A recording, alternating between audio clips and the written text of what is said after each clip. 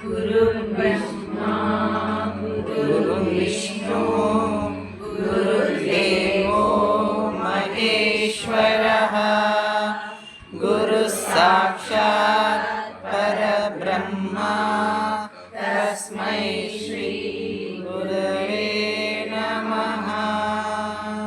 ಎರಡು ವಾರಗಳಲ್ಲಿ ನನಗೆ ಭಗವದ್ಗೀತೆಯ 2 ಶ್ಲೋಕಗಳ ಅರ್ಥಗಳನ್ನು ಕೊಡುವಂಥ ಭಾಗ್ಯ ಲಭಿಸಿತು. ಈಗ ಇನ್ನು ಕೃಷ್ಣ ನನಗೆ ಮುಂದುವರಿಸ್ಕೊಂಡು ಹೋಗೋಂಗೆ ಅವಕಾಶ ಕೊಡ್ತಾ ಇದ್ದಾನೆ. ಭಗವದ್ಗೀತೆ ಎಲ್ಲ ವೇದಗಳ ಸಾರ ಅಂತ ಹೇಳ್ಕೊಂಡಿದ್ವಿ.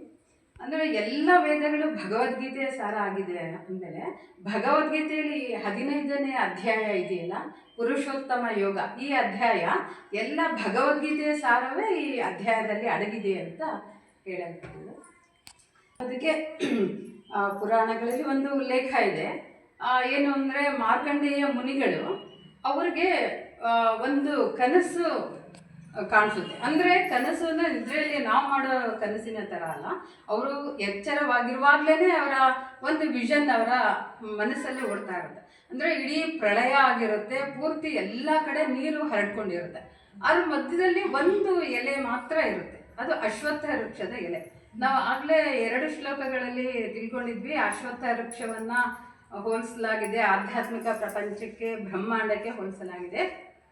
ಅದರ ಎಲ್ಲ ಎಲೆಗಳು ವೇದಗಳು ಅಂತ ಅದರಲ್ಲಿ ಉಲ್ಲೇಖಿಸಲಾಗಿದೆ, ಶ್ಲೋಕಗಳಲ್ಲಿ ಹೇಳಲಾಗಿದೆ. ಒಂದು ಅಶ್ವತ್ಥ ವೃಕ್ಷದ ಎಲೆ ತೇಲ್ತಾ ಇರುತ್ತಂತೆ, ಅದರ ಮೇಲೆ ಒಂದು ಶಿಶು ಕಾಣಿಸುತ್ತೆ. ಆ ಶಿಶು ಯಾರು ಅಂದರೆ ಭಗವಾನ್ ವಿಷ್ಣು. ಅಂದರೆ ಅಶ್ವತ್ಥ ವೃಕ್ಷದ ಎಲೆ ಅಂದರೆ ವೇದಗಳು ಎಷ್ಟು ಮುಖ್ಯ ಅನ್ನೋದು, ಎಲ್ಲವೂ ಪ್ರತಿಯೊಂದು ಕೂಡ ವೇದ ಉಪನಿಷತ್ತುಗಳಲ್ಲಿ ಅಡಗಿದೆ. ಅದನ್ನು ಭಗವದ್ಗೀತೆಯಲ್ಲಿ ಆ ವೇದಗಳ ಸಾರವನ್ನು ಇದರಲ್ಲಿ ತಿಳಿಸಲಾಗಿದೆ. ಶ್ಲೋಕಗಳ ಮೂಲಕ ಭಗವಾನ್ ವಿಷ್ಣು ಅರ್ಜುನನಿಗೆ ತಿಳಿಸಲಾಗಿದೆ. ಈಗ ಮಹಾಭಾರತದಲ್ಲಿ 1,00,000 ಶ್ಲೋಕಗಳು ಇದೆ ಅಂತ ಹೇಳಲಾಗಿದೆ. ಅದರಲ್ಲಿ ಅನೇಕ ಗೀತೆಗಳಿದೆ, ಬೇರೆ ಬೇರೆ ಭಗವದ್ಗೀತೆ ಥರನೇ ಬೇರೆ ಬೇರೆ ಗೀತೆಗಳು ತುಂಬ ಇದೆ. ಆದರೆ ಈ ಭಗವದ್ಗೀತೆಗೆ ಹೆಚ್ಚು ಪ್ರಾಮುಖ್ಯತೆಯನ್ನು ಕೊಡಲಾಗಿದೆ. ಅರ್ಜುನ ಏನು ಮಾಡ್ತಾನೆ, ಈ ಯುದ್ಧ ಎಲ್ಲ ಮುಗಿದ ಮೇಲೆ ಪುನಃ ನನಗೆ ಭಗವದ್ಗೀತೆ ನೀವು ಹೇಳಿದ್ದು ಮರ್ತು ಹೋಗಿದೆ, ಮತ್ತೆ ಹೇಳಿ ಅಂತ ಕೇಳ್ತಾರೆ. ಅದಕ್ಕೆ ಅಷ್ಟು ಬೇಗ ಮರ್ತು ಹೋಯ್ತಾ ಅಂತ ಹೇಳಿ ಪುನಃ ಅದನ್ನ ಎಲ್ಲ ಸ್ವಲ್ಪ ಅರ್ಜುನನಿಗೆ ಬೈದ್ಬಿಟ್ಟು ಪುನಃ ಎಲ್ಲ ಇಡೀ ಭಗವದ್ಗೀತೆಯಲ್ಲಿ ಏನಿದೆಯೋ ಅದನ್ನು ಪುನಃ ಭಗವಂತ ಅರ್ಜುನನಿಗೆ ಇನ್ನೊಮ್ಮೆ ವಿವರಿಸ್ತಾನೆ, ಇನ್ನೂ ಹೆಚ್ಚು ವಿಶ್ಲೇಷಣೆಗಳ ಜೊತೆಗೆ ವಿವರಿಸ್ತಾನೆ. ಅದನ್ನು ಅನುಗೀತೆ ಅಂತ ಕರೆಯಲ್ಪಟ್ಟಿದೆ.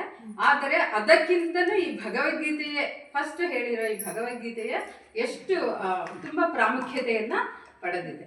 ಈ ಮೊದಲ 2 ಶ್ಲೋಕಗಳಲ್ಲಿ ಏನಂದರೆ, ಇದನ್ನು ನಮ್ಮ ಆಧ್ಯಾತ್ಮಿಕ ಪ್ರಪಂಚವನ್ನು ಮತ್ತು ಅಶ್ವತ್ಥ ವೃಕ್ಷಕ್ಕೆ ಹೋಲಿಸಲಾಗಿದೆ ಅಂತ ಹೇಳಿದೆ.